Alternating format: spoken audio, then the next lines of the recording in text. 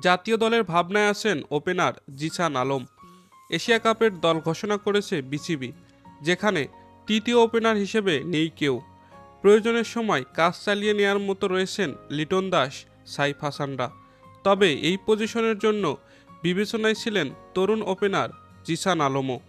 প্রধান নির্বাচক গাজী আশরাফ হোসেন লিপু বলেছিলেন, দল বাছাইয়ের সময় অনেকের নামই আমাদের আলোচনায় আসে, তাই সবার দিকেই নজর থাকে। আমরা সেভাবেই জিসানের দিকে নজর রাখছি।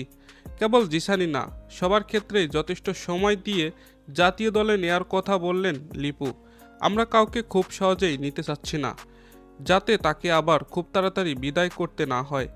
আমরা চাই এই ধারা থেকে ক্রিকেটাররা বেরিয়ে আসুক, তারা ঘরোয়া পর্যায় থেকে পর্যায়ক্রমে এ দল খেলে প্রস্তুত থাকুক, যেন তারা আন্তর্জাতিক ক্রিকেটে সেই ফর্মটা রূপান্তর করতে পারে।